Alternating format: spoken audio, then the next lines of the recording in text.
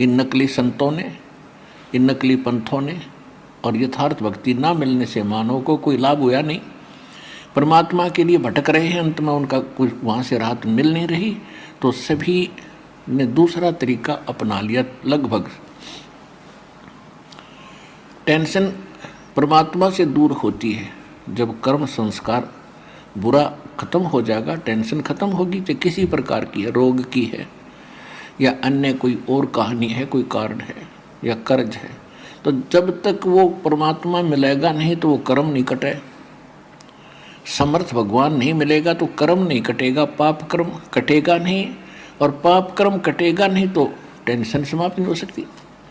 तो वो ना साधना मिली, ना भक्त भगवान मिला हमारे को, ना कोई सा संत मिला कि उस ज्ञान को बतावे और हमारे इन पापों का नाश करावे। और जो महापुरुष जिस समय वो महापुरुष हुए हैं, जिनको भगवान मिले, उन्होंने यही ज्ञान बताया जो दास आपको आज बता रहा है, और परमेश्वर ने यही ज्ञान बताया।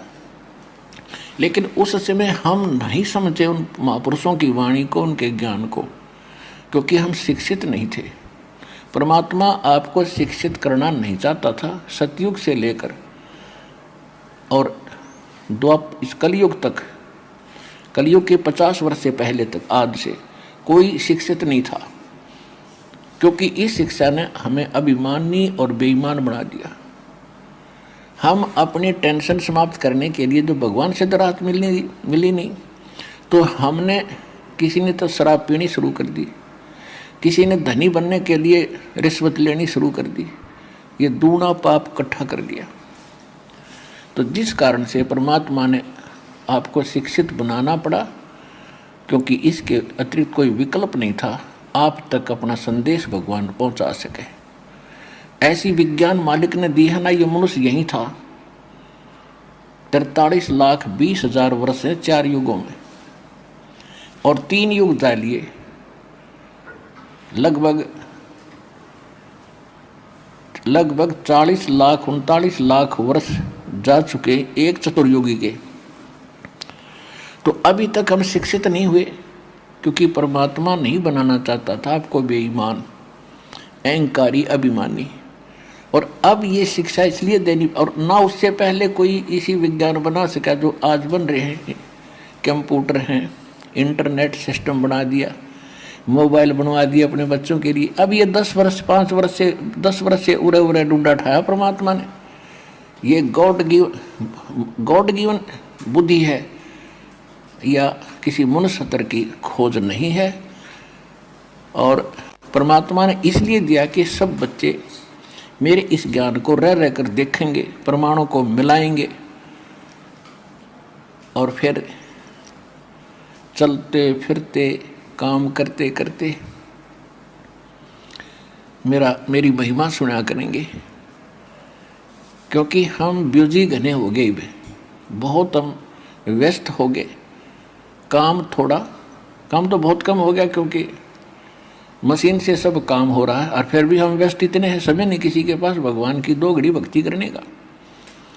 इस विज्ञान ने चक्कर काट दिया, इस माया की हवस बढ़ गई हमारे अंदर। तो इस ज्ञान से इस माया के जोड़ने की हवस कम होगी और भक्ति की हवस जागेगी, और तब ये आत्मा परमात्मा की भक्ति में दृढ़ता से लगेगी। तो उसके लिए भगवान ने ये समय सेलेक्ट किया, और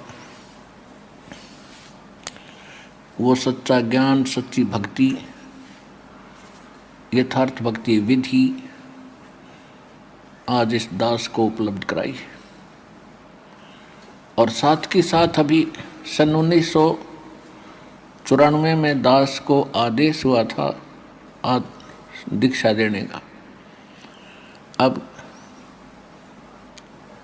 उसके तुरंत बाद ही 5-7 वर्षों के बाद ही ये टीवी चैनल बन गए और इनकी बाढ़ सी आ गई।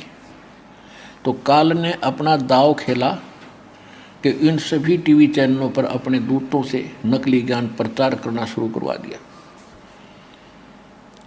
और फिर जब हमारा नंबर आया सन 2003 में, हमने कोशिश की थी, आस्था चैनल पर 3-4 महीने चला था। यदि उस समय ये ज्ञान 6 महीने और चल जाता, सारी उथल पुथल हो जाती, सारा विश्व जाग जाता। तो इन नकली संतों को, इन नकली आचार्यों और शंकराचार्यों को चिंता बन गई कि अगर ये ज्ञान जनता तक पहुंच गया तुम्हारी छुट्टी। तो इससे सिद्ध है कि ये लोग भगवान नहीं चाहते, न कल्याण चाहते किसी का, केवल स्वार्थ चाहते थे। तो वो एकदम हमारा बंद करवा दिया, कोई बात नहीं। उसके बाद ऐसा कांड करवाया, क्रोथा कांड, झूठ बोल के झूठा बदनाम किया। रामपाल निंदा करता है, वहाँ ऐसा होता है वैसा होता है। उनका उद्देश्य ये था कि इसको मिटा दे और तुम्हारी पोल ना पाट जाए और जनता का कल्याण ना हो जाए। उनका उद्देश्य यही है। लेकिन उस परमात्मा का वचन है कि ये ज्ञान पूरे विश्व में जाएगा, सारा संसार भक्ति करेगा। परमात्मा के बच्चे हैं, जो हमारा विरोध कर रहे हैं वो भी भगवान के ही बच्चे हैं, वो परमात्मा के बच्चे हैं। लेकिन इस काल उनका दुरुपयोग कर रहा है, उनके कर्म बिगाड़ रहा है। तो परमात्मा ने दया करी है। देखो पहले से भी 1000 गुना बढ़ गया हमारी संगत भी, हमारा प्रचार भी। तो ये परमात्मा का चलाया मार्ग है, उसके एक वचन से सारे ब्रह्मांड बन गए और अपने स्थान पर घूम रहे। इनको रोक कर दिखाओ वैज्ञानिक। इसी प्रकार ये परमात्मा का वचन है, उसके वचन से ये ज्ञान पूरे विश्व में जाएगा। 2 दिन आगे पीछे सबको मानना पड़ेगा, क्योंकि बहुत दिन देख लिए परमात्मा ने अपने बच्चों को तड़फते भुगतते। 3 युग दे दिए काल को, और कितना संतोष किया मालिक ने। किसी का बालक दुखी हो, माता पिता को चैन नहीं होती। अब उनको मालूम था ये दुखी हैं। सतयुग त्रेता द्वापर में भी दुखी थे, लेकिन इतने नहीं थे जितने कलयुग में हो गए। इस कलयुग में यहाँ तक आना था आपको लेकर के, और अब आपको वो ज्ञान देना है। अपनी शरण में पूरे विश्व को मालिक ने लेना है और आपका कल्याण होगा, पूरे विश्व का कल्याण होगा। ये परमात्मा का वचन है। अब प्रसंग है